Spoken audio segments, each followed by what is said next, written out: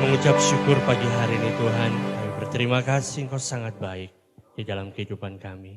Sebentar kami mau mendengarkan firman-Mu, berbicaralah kepada kami, karena kami siap untuk mendengar. Berikan pewahyuan, berikan hikmat kepada kami. Nanti di akhir pemberitaan firman-Mu, kami akan bersama-sama melakukan perjamuan kudus. Oleh karena itu, kami mau siapkan hati pikiran kami hanya tertuju kepada Kristus, supaya kami tidak datang dengan sia-sia, tapi kami datang membawa pujian kami, membawa kemuliaan bagi Engkau. Dan juga kami pulang dari tempat ini membawa perubahan hidup. Kami bersyukur, kami berterima kasih. Berbicaralah kepada kami karena kami siap untuk mendengar.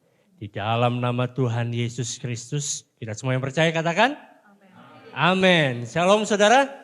Ya, silakan duduk kembali. Puji Tuhan, haleluya. Gimana kabarnya? Wah, beneran luar biasa? Haleluya. Puji Tuhan. Hari ini kita akan melanjutkan dari surat Galatia. Nah, tadi saya waktu berdoa agak mendengar kresek, kayaknya sudah siap-siap mau perjamuan kudus. Nah, hari ini perjamuan kudusnya dilakukan di akhir, ya kan? Di paling akhir. Agak sedikit berbeda hari ini dan saya berharap Bapak Ibu Saudara-saudara bisa menikmatinya karena saya juga menikmati luar biasa. Kita memuji memuliakan Tuhan dengan cara yang berbeda. Amin. Supaya gini saudara, kehidupan kita bersama dengan Tuhan itu merupakan satu hubungan, ya kan? Kalau bicara tentang hubungan itu bukan sesuatu hal yang monoton. Bukan satu hal yang harus seperti itu terus, tapi harus bervariasi. Karena kalau selalu sama terus nggak enak. Contohnya misalnya saudara makan kan, kalau setiap hari hanya makan nasi goreng terus capek ya kan, bosen. Apalagi anak-anak melihat, oh masak nasi goreng lagi mah gitu kan. Tapi harus diubah-ubah dikit ya kan, ada misalnya ada mie goreng, pokoknya semuanya digoreng lah. Ada sayur goreng, ada tempe goreng, nah, tapi kita berubah gitu kan. Hubungan kita dengan Tuhan itu harusnya tidak monoton, tidak itu saja. Tapi kita temukan sesuatu hal yang indah karena Kristus itu tetap indah. Oke? Dan ada orang mengatakan mengibaratkan bahwa Kristus itu bagaikan berlian. Ada yang pernah melihat berlian? Saya pernah melihat namanya berlian itu kan. Kalau dilihat dari satu sisi indahnya kilaunya itu seperti ini. Tapi kalau diputar dikit berubah lagi. Ya kan? Jadi dari berbagai macam sisi kita melihat keindahannya. Kristus juga hal yang sama. Kristus kalau semakin kita melihat dia enggak membosankan. Asal kita mau melihat dia. Permasalahannya adalah kita merasa sudah tahu semuanya. Aku sudah tahu pokoknya kalau Tuhan ya kayak gini. Kalau Yesus kayak gini. Kalau Kristus itu seperti ini. Sudah aku enggak mau lihat lagi. Enggak mau perhatikan lagi. Karena itu kita melewatkan hal yang indah. Karena kadang saudara. Hal-hal yang indah yang bisa kita lihat, yang bisa kita temukan itu berasal dari hal-hal yang kecil. Sesuatu yang besar kelihatannya wah bagus, tapi kalau sudah semakin lama biasa. Tapi begitu kita lihat lebih dalam lagi, rupanya ada detil-detil kecilnya yang luar biasa. Oleh karena itu jangan puas dengan apa yang kita pahami sekarang. Jangan merasa puas dengan apa yang pokoknya Tuhan cuma seperti ini saja, kehidupan kok kayaknya seperti ini saja. Tapi nantikan hal-hal yang baru. Minta Roh Kudus memberikan sesuatu hal yang baru. Karena yang kita miliki adalah hubungan dengan Kristus dan bukan agama. Sekali lagi saya katakan ya. Yang kita miliki adalah hubungan dengan Kristus dan bukan agama. Semua agama, orang mengatakan semua agama baik. Tapi tidak ada agama yang menyelamatkan. Hanya Kristus Yesus yang menyelamatkan. Jadi pastikan saudara mempunyai hubungan yang spesial, yang khusus dengan Kristus Yesus. Saya berdiri di sini bukan mewakili agama, tapi saya berdiri di sini untuk memberitakan tentang Kristus Yesus. Karena dia yang sangat berpengaruh. Dia yang paling penting, dia yang paling utama dan yang terutama. Dan kalau kita benar-benar punya dia, tidak hanya sekedar di mulut saja, tidak hanya sekedar di pikiran saja, tapi benar-benar kita sudah terima dia sebagai Tuhan dan Juru Selamat kita. Akan ada perubahan. Karena bicara tentang hubungan. Saya percaya mungkin anak-anak muda mungkin masih akan meraba-raba. Tapi kalau yang sudah menikah sekian tahun, makin kenal, makin tahu pasangannya. Sehingga waktu pasangannya nggak perlu berkata-kata, hanya dengan sorotan mata saja kita sudah bisa mengerti. Itu enggak Pak Areva? Iya ya, kira-kira begitu ya. Sekarang maksudnya apa Pak? Maksudnya sorotan mata si ibu sekarang maksudnya apa? Tapi itu yang terjadi saya. Makin kita dekat, makin kita tahu, makin kita mengenal dan makin kita juga bisa berubah. Makin kita bisa berubah. Makin kita mengenal Kristus, makin kita berubah. Jadi bukan berkata bahwa kehidupan ini biasa-biasa saja, tapi setiap hari itu luar biasa bersama dengan Kristus. Nah, saat berbicara tentang seperti itu saudara, saat saya tadi katakan bahwa kita itu bukan masuk di dalam yang namanya ranah agama, tapi kita masuk di dalam ranah hubungan antara kita dengan Kristus. Bagi saya, kalau bagi saudara berbeda enggak masalah, gitu kan? Saya tetap mengasihi saudara. Bagi saya lebih suka disebut bahwa saya ini adalah orang percaya. Bukan saya orang yang beragama Kristen, gitu ya. Karena di Indonesia mau nggak mau KTP-nya harus ditulis Kristen, kan gitu ya. Saya harus milih di antara 6 ya sekarang ya, harus milih di antara 6. Tetapi yang paling penting, yang menentukan adalah apakah kita benar-benar percaya kepada Kristus. Karena kita dibenarkan oleh karena percaya, oleh karena iman, bukan karena perbuatan kita. Nah, hari ini kita akan melihat dari Galatia pasal yang kedua. Sebenarnya pokok bahasan saya hanya cuma 5 ayat. Tetapi supaya kita melihat secara agak kontekstual gitu, agak tahu ceritanya ini tentang apa. Kita akan lihat Galatia 2, mulai dari ayat yang ke-11 sampai ayat yang ke-21. Tapi sebenarnya poin saya cuma sedikit saja. Jadi bacanya biar banyak karena saya percaya bahwa semakin kita membaca firman Tuhan, maka kita semakin bisa mendapatkan sesuatu dari Tuhan. Dan saya sebenarnya kurang beriman, saudara. Saya sebenarnya kurang beriman pada saudara semuanya.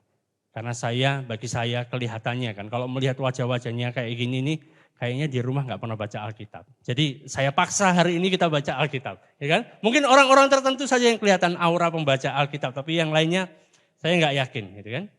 Karena itu yakinkan saya dengan kita baca bersama-sama Galatia pasal yang kedua, ayat yang ke-11 sampai ayat yang ke-21 kita baca bersama-sama.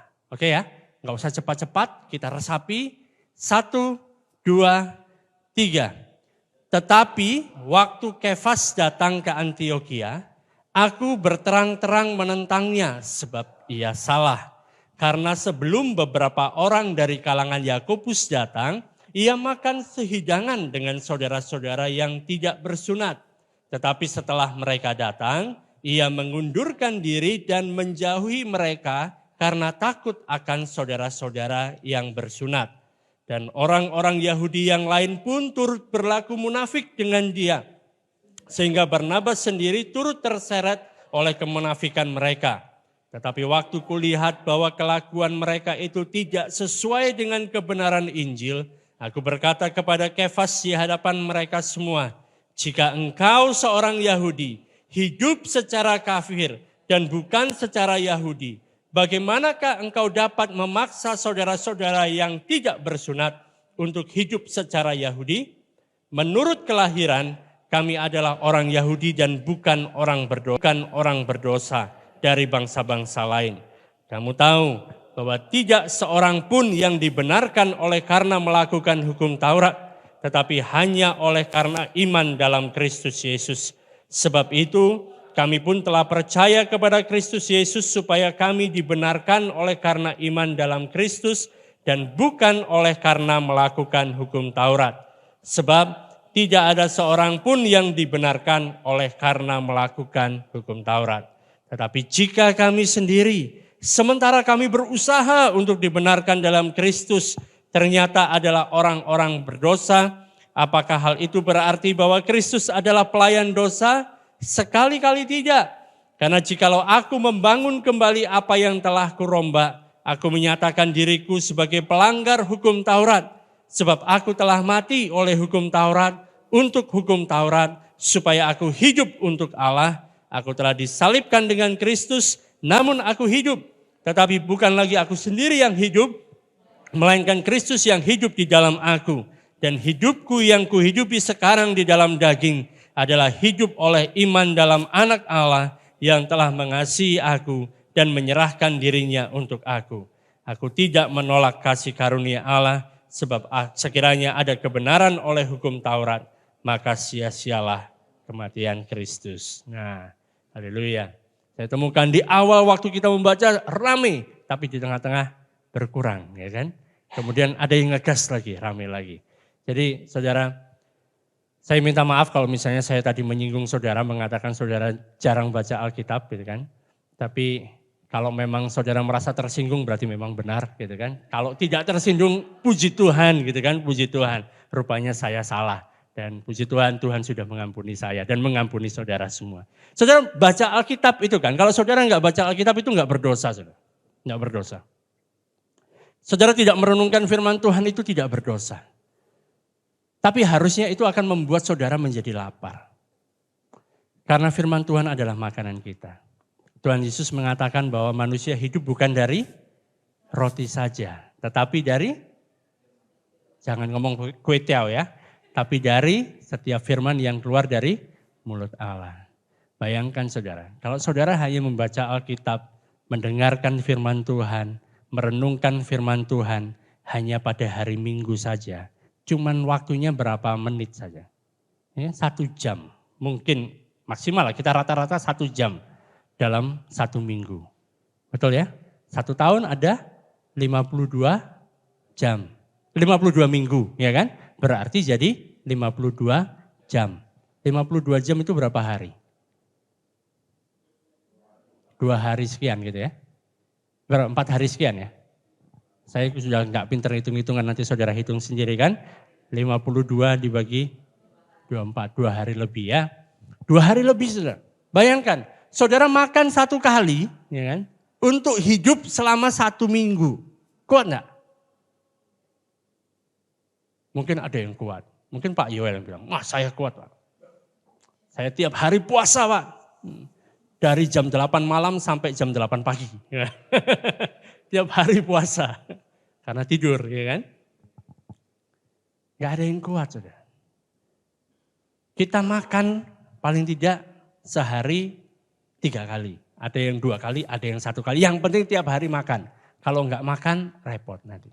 Lemes. Betul ya? Apapun makanannya, yang penting makan, kita punya tenaga. Sekalipun makanan itu nggak enak, yang penting dimakan, akan ada tenaga. Daripada nggak makan. Nah, tapi masalahnya yang dikatakan orang percaya yang hidupnya dari firman Tuhan, makannya cuman seminggu sekali. Pantes lemes, ya kan? Pantes saat ada masalah datang, waduh, gimana ini? Minta tolong sama siapa gitu. Tidak ada pengharapan. Gara-gara apa? Kita tidak mau untuk makan. Dan firman Tuhan itu perlu untuk direnungkan, saudara. Direnungkan itu artinya dipikirkan. Coba saudara mikir dulu. Nah, tangannya semua gini. Mikir dulu, mikir. Apa yang saudara pikirkan? Orang ini ngomong apa sih? Gitu ya. Saudara pikirkan firman Tuhan. Permasalahannya adalah masalahnya itu. Manusia, atau saya sebut sebagai orang percaya, banyak dari orang percaya nggak suka mikir. Nggak suka mikir. Yang dipikirkan hal yang lain. Mikir tentang firman Tuhan nggak suka. Nggak suka pikir. Pokoknya waktu baca, pokoknya asal bacalah. Yang penting aku hari ini sudah baca, artinya apa? Ya mbuh nggak ngerti sudah. Sak karepmu wes. Yang penting aku baca. Bukan seperti itu, tapi dipikirkan. Masalahnya banyak orang percaya nggak suka mikir. Tentang firman Tuhan nggak suka mikir. Pokoknya datang ke gereja yang penting pengkhotbahnya lucu. Wah bagus, luar biasa lah. Keren sudah. Nanti begitu keluar sudah salaman ya kan. Ditanyain tadi apa khotbahnya. Wah pokoknya bagus, luar biasa, hebat. Tentang apa? Pokoknya bagus Pak. Tapi nggak tahu. Karena nggak mikir gitu. Apalagi waktu baca firman Tuhan. Apa maksudnya yang nggak ngerti. Pokoknya tak baca aja. Karena itu kan banyak orang salah paham saat membaca surat Galatia. surat Galatia ini butuh dibaca dengan pemahaman. Butuh dibaca dengan menggunakan pikiran. Sekalipun otak kita segede bakpao saja, tapi kalau mau untuk berpikir, kita bisa mendapatkan pewahyuan dari Tuhan. Karena Tuhan sendiri yang menciptakan otak kita. Amin. Jadi pakailah saudara. Jangan disimpan-simpan. Karena kapasitas otak kita itu bisa dimaksimalkan untuk mempengaruhi kehidupan kita. Amin. Jadi banyak orang gak suka surat Galatia karena terlalu banyak mikir. Aku yang penting gampang-gampang aja lah. Pokoknya lucu, enak, udah happy, sudah. Tapi setelah itu gak dapat apa-apa. Makanya di sini kan, kalau saudara baca dari surat Galatia, kita di dalam Grosel juga sedang membahas dari surat Galatia. Itu kalau kita benar-benar baca, kita benar-benar mencoba untuk mengerti apa isinya, itu kening itu bisa berkerut loh. Apa maksudnya seperti ini ya? Oh rupanya begini. Karena ada hal-hal yang ada di balik semuanya itu yang kalau kita nggak pakai pikiran kita tidak berpikir dan minta hikmat dari Tuhan, kita nggak mengerti. Nah di sini saudara, terjadi suatu hal yang sangat luar biasa menarik dan memalukan sebenarnya. Ini pada saat terjadi orang yang begitu penting di gereja, orang yang begitu penting di jemaat, ditegur di depan umum. Wah, bayangkan. Pemimpin lagi ada pertemuan, ditegur di depan umum. Kalau saudara jadi pemimpin itu gimana kira-kira? Malu ya kan? Semoga ini aku mau tanah ini terbuka, terbelah, aku masuk ke dalamnya. Gitu ya, kayaknya gitu kan. Kayak malu sekali gitu kan. Ditegur di depan umum, pemimpin loh ini. Satu malu, yang kedua bisa jadi marah. Ya kan? Kamu itu, aku kan lebih hebat daripada kamu. Aku kan pemimpin di sini, aku yang lebih senior di sini. Kenapa kamu? Nah gitu ya, bisa marah. Gitu. Karena nggak ada orang yang suka untuk disalahkan. Ya. Waktu kami ada di Medan, kami selalu ketemu sama orang. Dan di sana itu saya temukan bahwa kayaknya hanya orang Medan saja yang seperti itu. Nggak suka untuk disalahkan. Waktu disalahkan, kamu salah gini-gini. Iya, aku tahu, tapi. Iya kan? Ada tapinya gitu. Itu di Medan. Rupanya begitu sampai di Palembang, bodoh baik. Sama saja. Semua orang nggak suka untuk disalahkan, sekalipun dia salah. Ya kan? Kita harus ngomongnya itu harus baik-baik, gitu. Muter dulu gitu. Itu pun nggak ngerti-ngerti gitu. Akhirnya ngomong langsung, wah nggak terima. Tapi ini yang terjadi. Paulus menegur Petrus di depan umum. Gara-garanya apa? Bukan hanya sekedar gara-gara makanan. Bukan gara-gara makanan. Dan ini pertentangan, ini merupakan teguran di depan umum yang sangat memalukan dan dituliskan di dalam Alkitab kita. Artinya apa? Tuhan ingin kita mengetahuinya.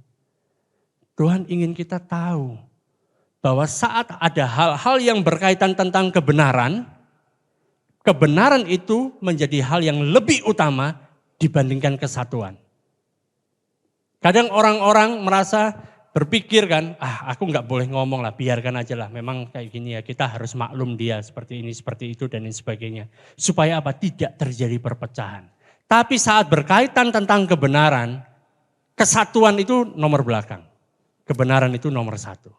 Apalagi bicara tentang kebenaran Injil. Jadi kalau saudara mau tegur saya sekarang silakan. Kebenaran itu nomor satu. Saudara. Ini yang dikatakan di sini dalam Alkitab. Kita temukan. Harusnya kan kalau menurut pandangan kita kan, kalau kita mau menegur seseorang, apa yang akan kita lakukan? Kan ditulis juga kan, kamu harus tegur dia 4 mata. Ya kan? Ada berapa orang? Ada 6 orang. Yang 1 orang tutup mata. Ya kan?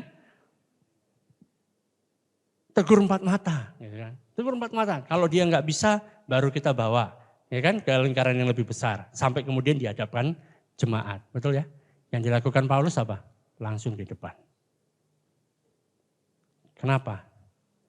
Karena ada hal yang sangat berbahaya kalau ini diteruskan. Kalau kita berpikir harusnya Paulus seret dulu panggillah si Petrus ini. Terus ayo sini dulu, aku mau bicara sama kamu. Pikiran kita seperti itu, saudara. Tetapi saat bicara tentang kebenaran, dan ini pengaruhnya besar, jangan takut.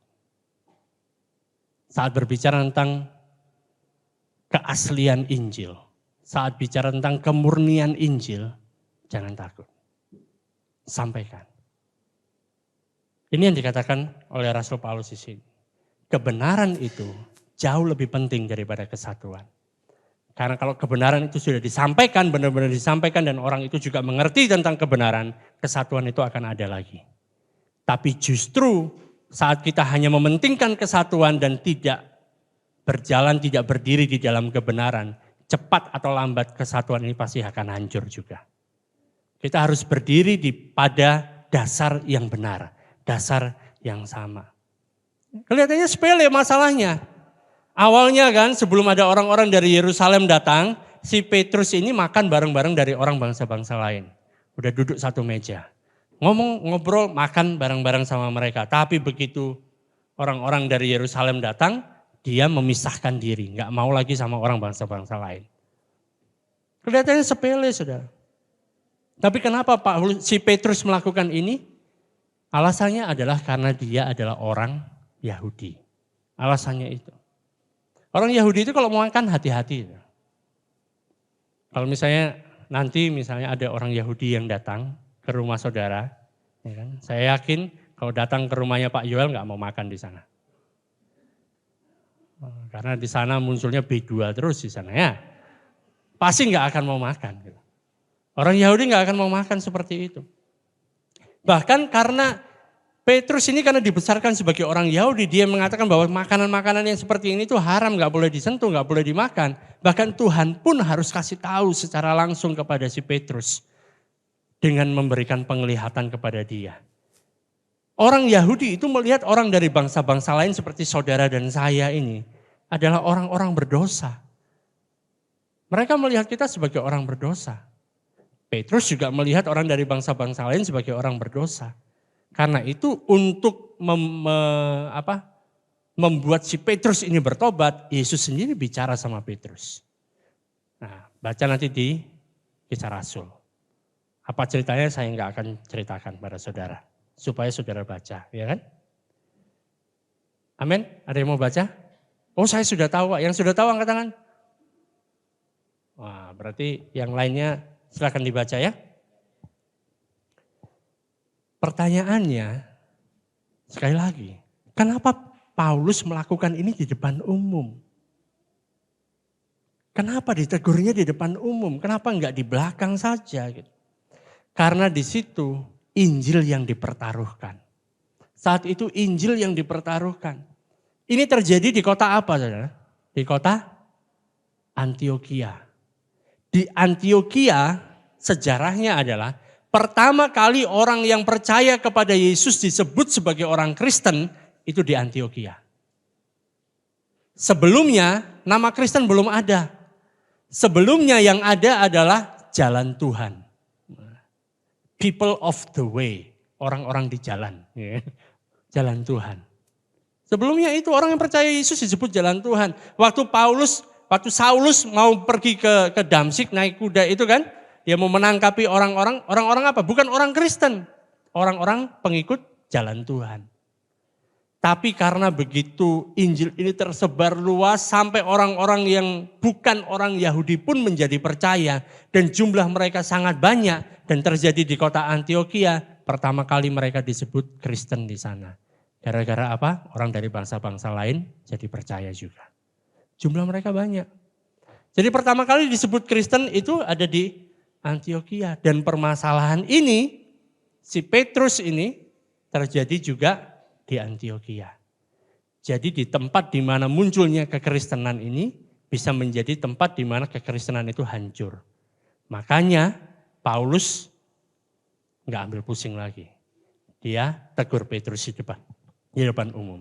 Ini masalahnya hidup dan mati. Masalahnya itu antara Yudaisme dan kekristenan. Sebaik-baiknya saudara percaya mengikuti Yudaisme, endingnya adalah neraka. Beda dengan kekristenan. Endingnya kita tahu. Saudara mati kemana? Wah, hanya satu orang saja. Siapa yang mau masuk surga, saudara? Lambaikan tangan. Wis. Banyak ya? Siapa yang mau berangkat sekarang juga? Oh belum. Belum ya? Semua orang mau masuk surga tapi suruh berangkat duluan enggak mau ya? Ini masalahnya saudara.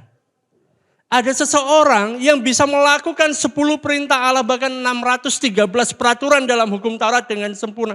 Bisa melakukannya semuanya. Ya kan? Masalahnya endingnya adalah neraka. Ada orang baik sekali. Dia melakukan banyak hal baik. Endingnya ke sana. Tapi saat ada orang dia hidupnya jahat luar biasa. Tapi waktu dia pas mau menghembuskan nafas yang terakhir. Dia percaya kepada Yesus sebagai Tuhan dan Juru Selamat. Apa yang terjadi? Dia diselamatkan. Oh ini hal yang sangat sangat menyinggung orang. Sangat menyinggung orang. Aku sudah berusaha keras. Nggak bisa masuk. Dia nggak pernah ngapa-ngapain. Nggak pernah pelayanan. Gak pernah melakukan apapun juga yang baik. Tiba-tiba waktu dia mau mati dia terima Yesus. Dia diselamatkan. Saudara ingat penjahat yang mati di sebelah Yesus yang disalibkan? Dia disalibkan gara-gara apa? Penjahat. Karena orang jahat. Tapi karena dia percaya pada Yesus, Yesus berkata hari ini engkau bersama dengan aku di Firdaus. Bayangkan saudara. Jadi ini berita Injil itu adalah berita yang membuat banyak orang bisa tersinggung. Apalagi kalau orang itu mengandalkan perbuatan dia. Pasti tersinggung. Oh aku sudah memberi banyak loh Pak. Aku sudah kasih persembahan, aku kasih perpuluhan, aku kasih apa lagi. Semuanya lah udah aku kasih. Rumahku pun ku kasih. Bisa tempat untuk ibadah dan lain sebagainya. Macam-macam ku kasih. Masa? Aku nggak bisa mendapatkan keselamatan itu. Ya saudara, keselamatan itu bukan karena apa yang kamu kasih. Tapi karena Kristus yang kasih sama kamu. Menyinggung saudara. Nggak enak. Tapi bagi kita yang percaya itu adalah kekuatan Allah.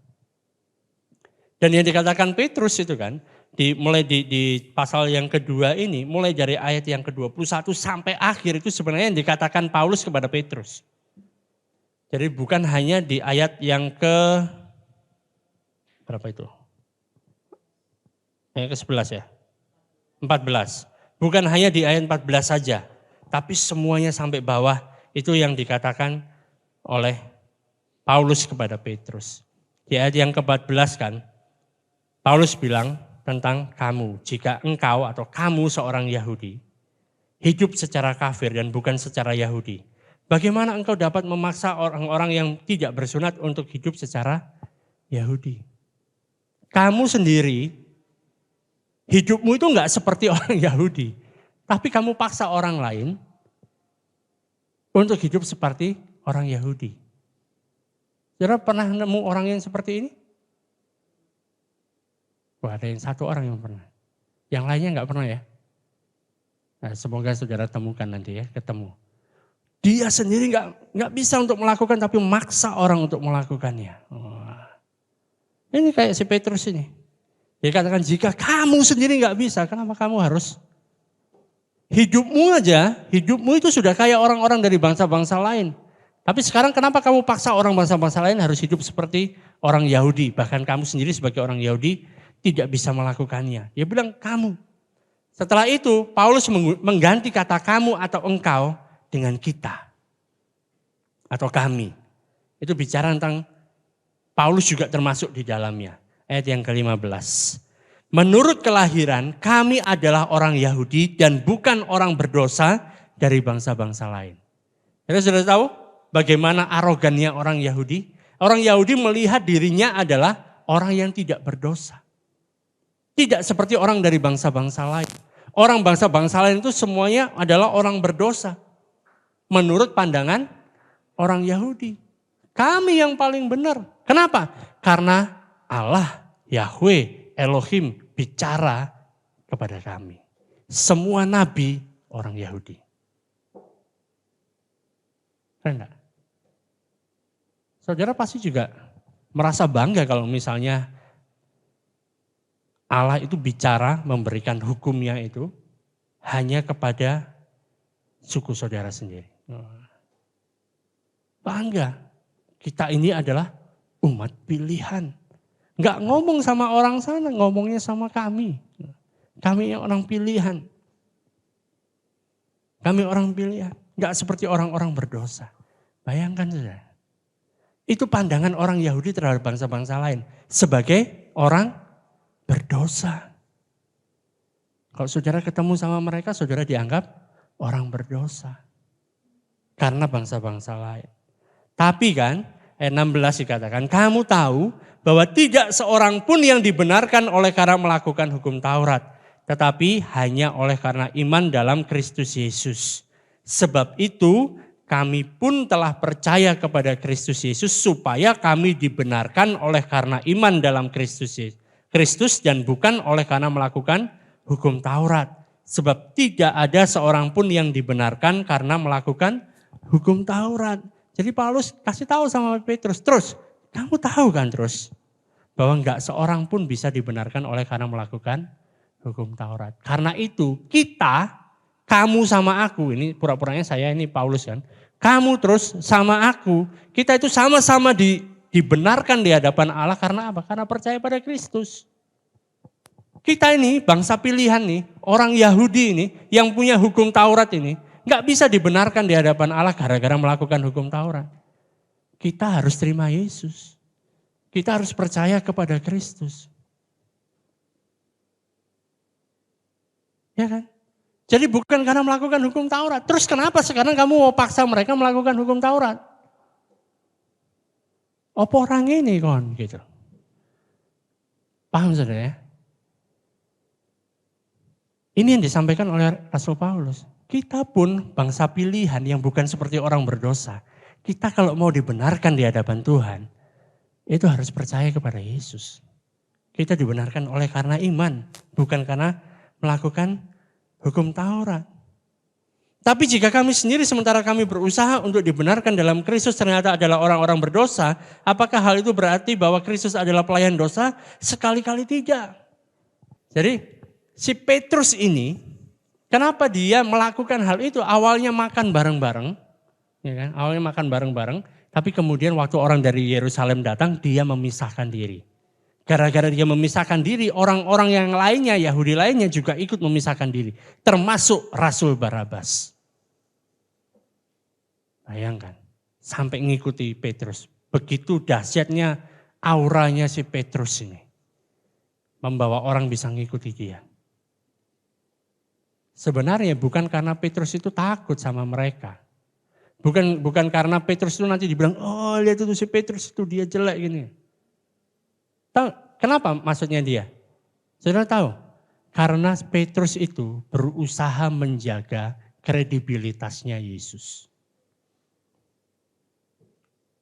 Dia melakukan itu, dia nggak ingin supaya orang memandang bahwa Yesus ini adalah orang atau pribadi yang mendukung meninggalkan hukum Taurat. Melanggar hukum Taurat. Paham ya? Jadi kalau misalnya orang kan lihat Petrus nih. Petrus ini adalah pengikut Kristus. Dan kalau dia melakukan hal yang melanggar hukum Taurat. Nanti orang akan melihat, oh berarti Tuhannya dia itu menyuruh untuk melanggar hukum Taurat. Saudara dan saya sebagai orang percaya ya, kita yang percaya kepada Kristus, apakah saudara pernah diajarkan oleh yang berada di depan mimbar ini untuk melanggar hukum Taurat? Ada pernah diajarkan? Ada pernah saudara diajarkan untuk membunuh? Pernah saudara diajarkan untuk berdusta? Enggak ada kan? Enggak ada. Tapi bagi pandangan orang-orang saat itu kalau melihat si Petrus ini makan bareng dari orang-orang dari bangsa-bangsa lain, mereka akan berpikir bahwa Yesus ini mengajarkan untuk melanggar hukum Taurat. Jadi kalau kita seperti ini masih berdosa, ya kan? Sementara kami berusaha dibenarkan dalam Kristus ternyata adalah orang-orang berdosa. Apakah itu berarti bahwa Kristus adalah pelayan dosa? Enggak. Kristus bukan pelayan dosa. Kristus nggak sama seperti kita. Justru Kristus yang membawa kita terlepas dari dosa. Yang percaya katakan amin. Karena jikalau aku membangun kembali apa yang telah kurombak, aku menyatakan diriku sebagai pelanggar hukum Taurat. Paulus katakan demikian, kalau aku dirikan kembali, kalau aku harus melakukan hukum Taurat lagi, aku jadi orang berdosa malahan. Kenapa? Karena aku sudah buktikan ini. Kalau saudara nggak percaya baca surat Roma. Nah, di sana ditemukan bahwa si Paulus ngomong, hal yang baik yang ingin aku lakukan, aku nggak lakukan. Hal yang tidak baik, yang tidak ingin aku lakukan, justru itu yang aku lakukan. Orang yang paling hebat dalam hukum Taurat melakukan hal itu. Dia mengatakan dalam hal melakukan hukum Taurat aku tidak bercacat. Tapi dia mengingini milik orang lain. Paulus sudah buktikan dan Paulus ngomong sama Petrus, terus kamu kan juga sudah buktikan hal yang sama. Tidak bisa melakukan hukum Taurat. Enggak bisa, enggak mampu, karena itu kita percaya kepada Kristus. Tapi sekarang kalau kita sudah percaya kepada Kristus kemudian kita mau mengandalkan cara kita untuk melakukan hukum Taurat itu lagi, artinya aku kembali jadi orang berdosa. Aku melanggar hukum Taurat. Sebab aku telah mati oleh hukum Taurat, untuk hukum Taurat, supaya aku hidup untuk Allah, aku telah disalibkan dengan Kristus. Saudara, orang yang sudah mati, ya mati. Orang yang sudah mati, gak akan lagi dia kepikiran hari ini nanti setelah ibadah aku mau makan nasi goreng misalnya. Gak ada, namanya juga sudah mati. Ya kan? Bayangkan saudara mati gitu. Nanti kan aku minta bajunya ini ya. Kalau masih hidup bisa ngomong, saudara, ya kan? Masih hidup bisa ngomong, nanti kalau aku mati tolong bajunya yang ini ya, gitu kan. Bisa, tapi kalau sudah mati enggak bisa. Dikatakan aku telah mati oleh hukum Taurat untuk hukum Taurat. Jadi enggak ada hubungannya lagi dengan hukum Taurat. Supaya apa? Aku hidup untuk Allah. Hidup kita, hidup saudara dan saya bukan karena peraturan. Saudara menjadi taat itu bukan karena peraturan, tapi karena saudara mau hidup bagi Allah. Saudara mau hidup bagi Tuhan. Saudara pergi keluar naik motor pakai helm bukan karena takut ditilang. Tapi saudara mau taat karena hidup saudara menjadi kesaksian bagi orang lain. Rupanya orang Kristen ini kalau hari Minggu naik motor gak pernah pakai helm. Karena mungkin bagi mereka kan Tuhannya itu sangat baik sama mereka. Jadi waktu mereka jatuh nanti aspalnya itu berubah jadi busa. Kita perlu jadi kesaksian. Kita taat bukan karena takut ditilang, bukan karena peraturan. Kita melakukan untuk memuliakan Tuhan. Amin. Jadi beberapa hari lalu selalu ribut tentang sendal jepit kan. Tentang sendal jepit. Haleluya.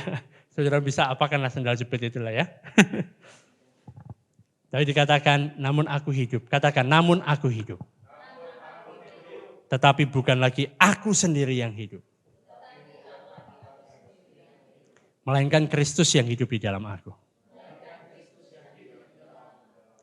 Jadi kalau kita hidupnya seperti ini, kita menyadari hidup kita itu bukan diri kita lagi, tapi Kristus yang hidup di dalam kita. Dan hidup yang kita hidupi sekarang itu bukan karena iman kita, tetapi karena iman Kristus. Iman anak Allah yang telah mengasihi kita dan menyerahkan dirinya untuk kita. Kehidupan kita berubah, saudara. Iya, betul kan? Hidup kita berubah. Hidup jadi lebih happy, saudara. Tantangan ada, masalah tetap ada. Tapi kita tidak kompromi dengan Injil. Hidup kita apa adanya. Kenapa? Karena Kristus apa adanya. Kristus apa adanya, enggak pakai topeng-topeng. Saudara. Kita hidup apa adanya. Kalau iya, iya. Kalau tidak, tidak. Selain daripada itu, berasal dari? Berasal dari si jahat, bayangkan. Hidup kita seperti itu. Supaya apa? Orang melihat kita, mereka melihat Kristus yang hidup di dalam kita. Orang melihat kita bisa percaya bukan karena kita hebat, sangat percaya, bisa percaya. Tapi Kristus yang jadi iman kita. Dia yang hidup di dalam kita melalui kita. Aku tidak menolak kasih karunia Allah sebab sekiranya ada kebenaran oleh hukum Taurat, maka sia-sialah kematian Kristus. Kalau orang bisa dibenarkan, kalau orang bisa mendapatkan keselamatan karena melakukan hukum Taurat, karena melakukan perintah, karena melakukan peraturan, karena saudara berdoa, karena saudara memberikan perpuluhan, karena saudara rajin ke gereja membaca Alkitab, saudara menjadi orang yang diselamatkan, Kristus nggak perlu datang, Kristus nggak perlu mati. Tapi karena semua itu tidak bisa menyelamatkan kita, Kristus datang, Kristus mati bagi kita. Setelah itu kita percaya kepada Dia, makanya kita rajin berdoa. Makanya kita rajin memberikan persembahan. Kenapa? Karena kita tahu hidup kita bukan diri kita lagi, tapi Kristus. Kehidupan yang kita miliki adalah Kristus. Amin.